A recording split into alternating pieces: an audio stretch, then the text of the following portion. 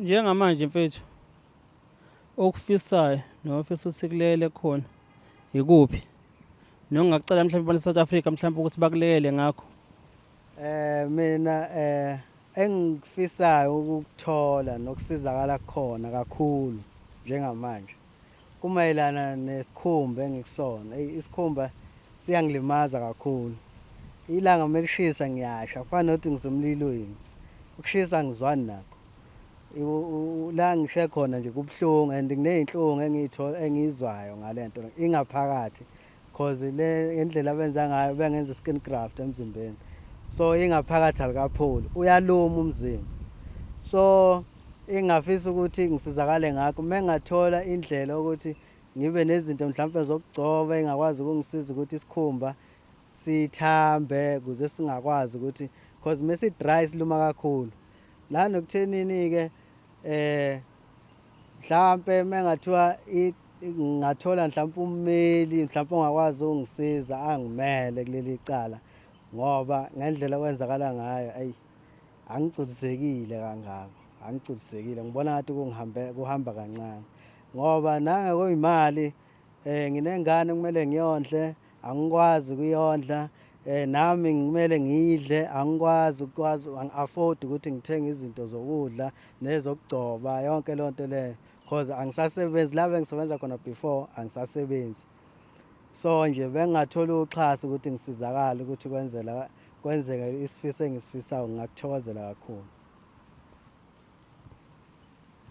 Mhlawumbe la ulimele khona ungasikhombisa mhlawumbe noma la ebusweni kuphela nala sibona khona noma kunendawo ethithekile singayiboni.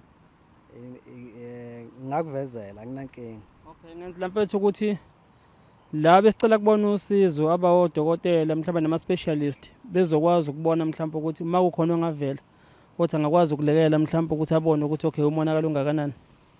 Cha anginankinga ngakuveza ngoba vele nesibhedlela ngisahamba isibhedlela for ukuthi balungise labalo ngisakhona kodwa ngakuvezela ayinankinga. Okay bafu. Indlela engilungele ngayo nangala anginayo indlebe kwalimala ngisena operation kumele ngiyenze phakathi endlebeni because kunezinto engekho right. So nje isemzimbeni nane stomach bag ngeke ngikwazi ukuziveza istomach. Ungazivezi bethe. So nje mina lona. Okay yeah. Mina lona nginjena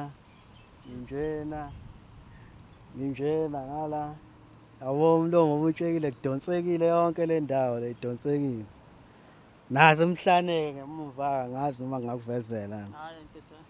Hayi mina ke lona because lento le ngalimala ngaphakathi esina ngiyele toilet ngiya ngalento nayo into engisizayo ukuthi ngiyekwazi ukuya toilet. So nayo lento idinga ukuthi ngiyilande njalo every month kumele ngiye esibhedlela ngiyilande. Nokuthi kumele ngiyokwenza ama operation udokotela engibahambayo bawu2 bahlukene kawu2 dokotela wendlebe ENT clinic bese kuba kwa plastic.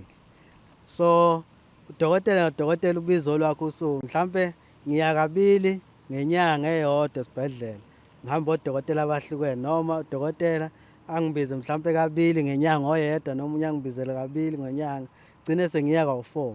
Ukuya kwami esibhedlela futhi kuyangikhosta imali eningi. Usizo engilithola ngisiza abantu basekhaya ubaba ongizalayo noma naye eseyiholela imali yokukhula iyona azama ngayo ukuthi mhlawumbe angilekelele ukuthi ngikwazi ukuya esibhedlela. Nami imali engiyitholayo ngiyawuthola i-disability grant. So ayikho enough ngoba ngidla kuyona le mali le. Kumele ngiphinde ngihambe ngiye esibhedlela ngayo and kumele ngizame ukuthola izinto zokugcoba futhi kuyona lo 2000 ongiholayo ongekho.